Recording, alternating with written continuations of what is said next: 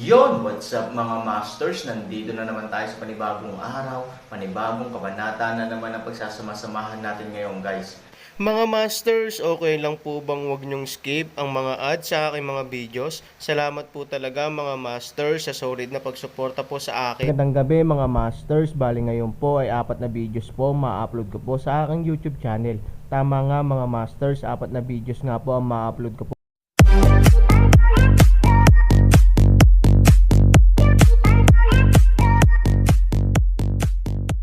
Bali mga masters, kung bago ka pa lang po sa aking YouTube channel, please click the subscribe button, lalong-lalo na po yung notification bell guys, para maging connected pa rin tayo sa isa't isa at maging updated kayo sa mga susunod ko pang video.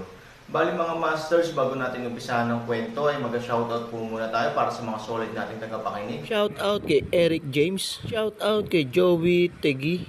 Yun na nga mga masters, no? Bali hindi na ito patagalin. In 3, 2, 1, let's go!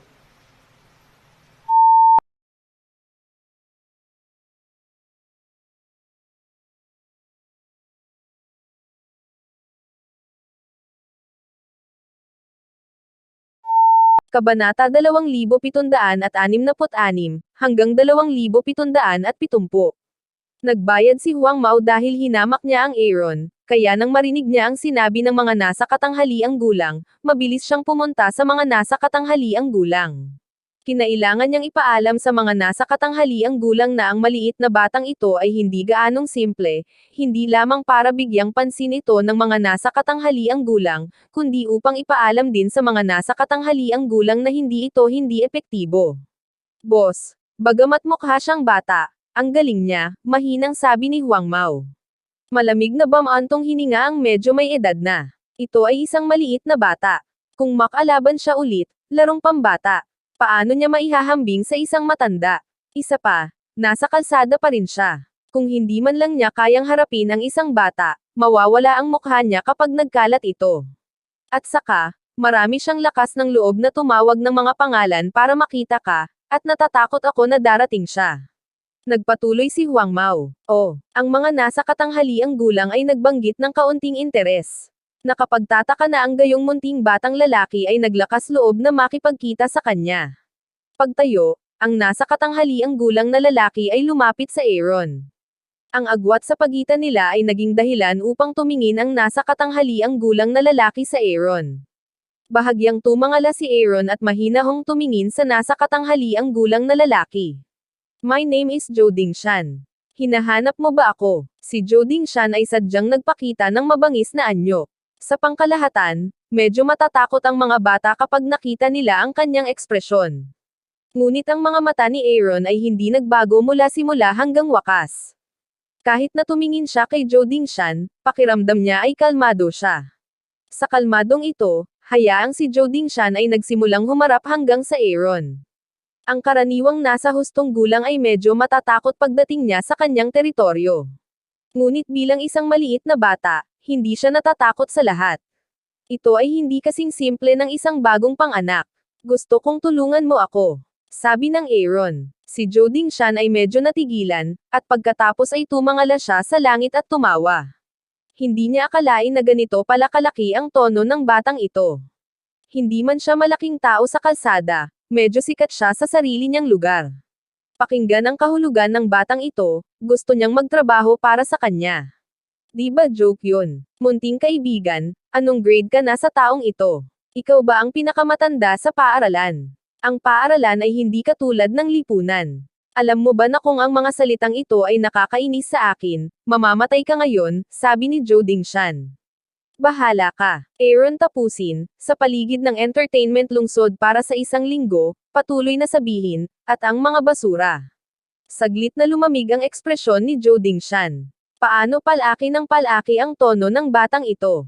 Ang kanyang mga tauhan ay higit sa 20 katao, at sila ay sinasabing basura ng isang maliit na tao. Anak, dapat kang magsalita ng may paggalang. Don't think I dare not touch you, pagbabante ni Zhou Dingshan. You can try. Let them come together. Sinabi ni Aaron, para hayaan siyang tulungan ni Zhou Dingshan na magtrabaho, ang kailangan ay hayaan ang taong ito na kumbensihin, at ang tanging paraan para makumbinsi siya ay hayaan siyang mahiga sa lupa, kaya ayaw ni Aaron na mag-aksaya ng sobra, laway. Anak, seryoso ka ba? Hindi ka ba natatakot mamatay dito? Sabi ni Zhou Dingshan. I can tell you na hindi ako matitinag sa basurang ito. Sabi ni Aaron. Galit na galit si Zhou Dingshan kaya nagngangalit ang kanyang mga ngipin. Nakakita na siya ng mga mapagmataas na tao, ngunit hindi pa niya nakita ang Aaron na napakayabang. Sa teritoryo niya, napakayabang niya. Naririnig mo ako. Ang maliit na bagay na ito ay nagsasabi na ikaw ay basura. Ano ang dapat mong gawin sa susunod? Kaya mo ito. Nakangiting sabi ni Zhou Dingshan. Huminto ang lahat sa kanilang ginagawa at lumapit sa Aaron, na bumubuo ng 360 degree na pagkubkob. Si Huang Mao ay lubos na nagtitiwala at dinala ang Aaron sa kanyang sariling site. Siya ay ganap na hindi maaaring lumipad. Gayunpaman, nang makita ang kalmado ni Aaron, hindi niya maiwasang mag-alala. Nakita niya ang husay ni Aaron. Makapangyarihan talaga siya. Karamihan sa mga tao ay hindi makalapit sa kanya. Bukod dito, hindi pa rin siya nagpapakita ng takot sa harap ng napakaraming tao. Kailangan nitong magkaroon ng katawa-tawang ideya si Huang Mao sa kanyang isipan. Talaga bang hindi niya pinansin ang mahigit 20 katao? Damn, it's impossible. It's just a kid. Imposibleng matalo ang napakaraming tao. Sabi ni Huang Mao sa sarili. Ano ang sinasabi mo? Zhou Dingshan tumingin kay Huang Mao at nagtanong. Huang Mao umiling at sinabi, hindi, ito ay wala. Boss, hindi ka pinapansin ng batang ito. Kailangan nating turuan siya ng isang masakit na aral. Kasabay nito, kinuha din ni Huang Mao ang isang madaling gamiting sandata at naglakad patungo sa Aaron. Kung maraming tao ang bumugbog sa isang bata, ito ba ay masyadong mapang-api? Ang mga braso ni Zhou Dingshan kahit na ang kanyang mga salita ay tila naaagrabyado kay Aaron, ang kanyang ekspresyon ay halatang nanunood ng isang magandang dula. Oras na para makita nila ito. Tinuturuan ko siya ng sosyolohiya para ipaalam sa kanila na hindi sila dapat maging masyadong mayabang. Sabi ni Zhou Dingshan. Tumawa ang babae at sinabing, well, sa totoo lang, hinala ko na baka wala na siya sa isip niya. Kung hindi, paano niya mahahanap ang ganoong problema para sa kanyang sarili? Ito ay hindi ganap na imposible para kay Zhou Dingshan na ibinaling ang kanyang mga labi, ngunit ang mga bagay ay dumating sa puntong ito. Hindi na mababawi ang sinabi niya, don't forget to call up some little sisters tonight. Mag-inuman tayo. Biglang naisip ni Zhou Dingshan ang party sa gabi, na may napakalaswang ngiti sa kanyang mukha, huwag kang mag-alala.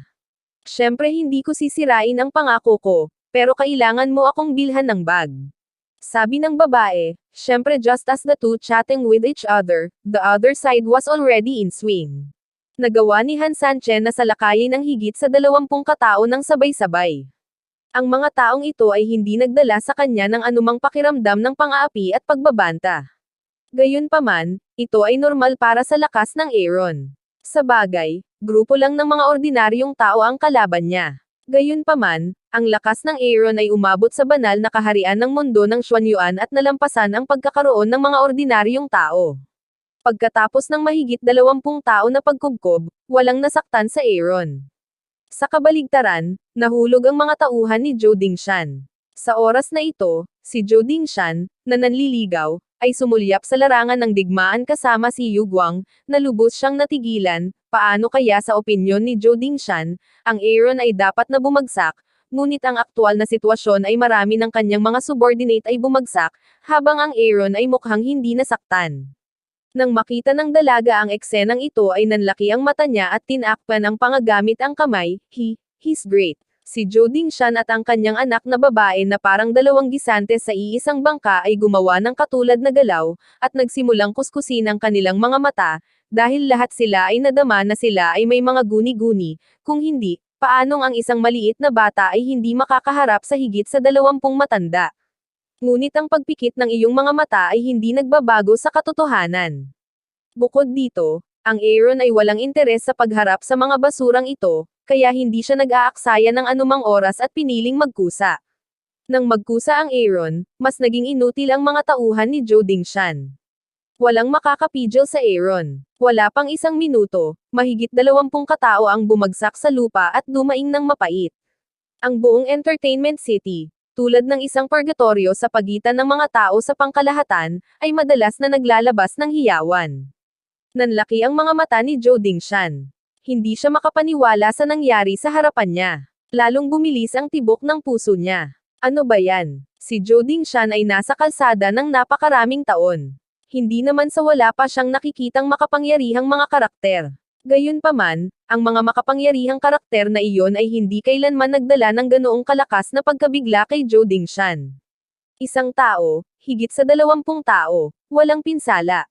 Ang mahalaga ay bata pa siya. Simula noon, alam ni Zhou Dingshan na siya ay sumipa ng isang bakal na plato, at sa wakas ay naunawaan niya kung bakit sinabi ni Huang Mao na siya ay gumawa ng magandang trabaho.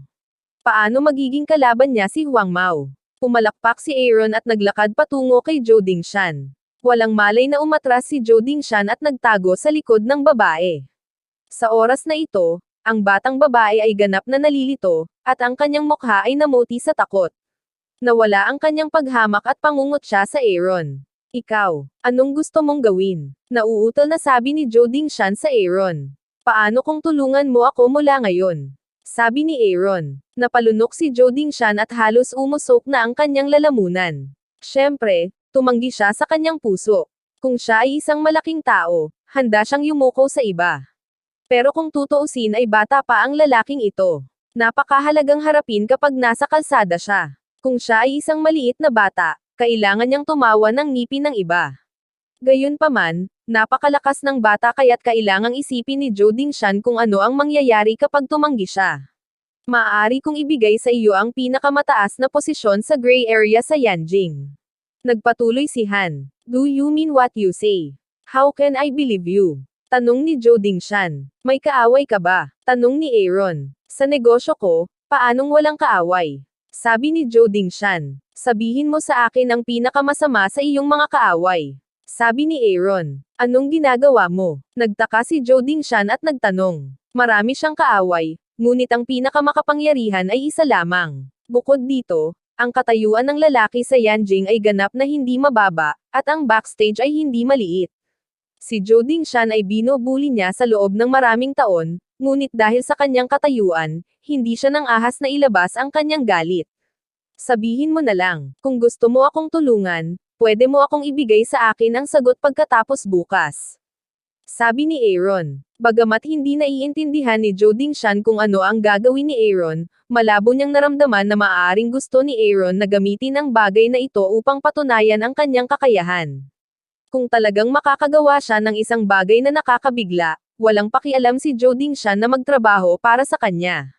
Ang kanyang pangalan ay Liu Dongyang. Sabi ni Zhou Dingshan. Babalikan kita. Iniwan ni Aaron ang pangungusap na ito at umalis sa Entertainment City.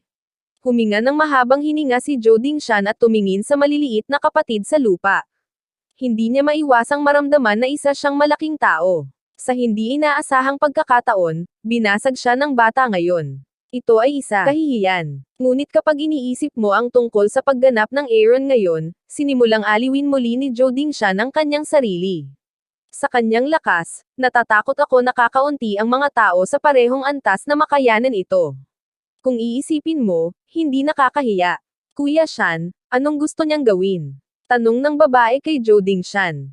Sa pagsasalita tungkol sa bagay na ito, ang ekspresyon ni Zhou Dingshan ay hindi namamalayan na naging seryoso, ngunit hindi niya mahulaan kung ano ang gagawin ni Aaron. I'll know tomorrow. Di ba sabi niya pwede ko nang isipin ang bukas? May malaking mangyayari bukas. Sabi ni Zhou Dingshan. Kumpanya ng Feng Chen. Naghahanda si Qin Lin na dumalo sa pagtitipon ng Chamber of Commerce. Ngayong mayroon na siyang kwalifikasyon na dumalo, kailangan niyang malaman ang kamakailang sitwasyon ng bawat kalahok sa pagtitipon ng Chamber of Commerce. Sa pamamagitan lamang ng pag-alam sa mga bagay na ito makakahanap si Qin Lin ng mga pagkakataon upang makipagtulungan kay Feng Chen. Qin Lin, tulungan mo akong maghanap ng tao. Diretso ang Aaron sa opisina at sinabi kay Qin Lin. Mabilis na bumangon si Qin Lin mula sa kanyang upuan. Kung walang Aaron, kwalipikado siyang magtrabaho dito. Gayunpaman, kapag lumitaw ang Aaron sa opisinang ito, hindi sa kanya ang posisyon na ito. Boss, sino? Tanong ni Chinlin, Liu Dongyang. Sabi ni Aaron, Boss, may problema ka ba sa Liu Dongyang na ito? Tanong ni Chinlin, mukhang pamilyar na pamilyar ka sa kanya. Magkaibigan ba kayo? Tanong ni Aaron. Umiling si Chinlin at nagpaliwanag, Boss, si Liu Dongyang ay isang kilalang tao. Maraming nakakakilala sa kanya. Nabalitaan ko lang ang tungkol sa kanyang reputasyon, ngunit hindi ko siya kilala. Makinig tayo sa kasumpa-sumpa na batas, tanong ni Aaron, ilang oras ang nakalipas, may nangyari. May nangyari raw sa pagitan ni Liu Dongyang at isang menor de edad, at nilapitan siya ng kanyang mga magulang. Ipinadala ni Liu Dongyang ang lahat ng pamilya sa ospital, at pagkatapos ay ginamit ang kanyang sariling relasyon upang harangan ang balita.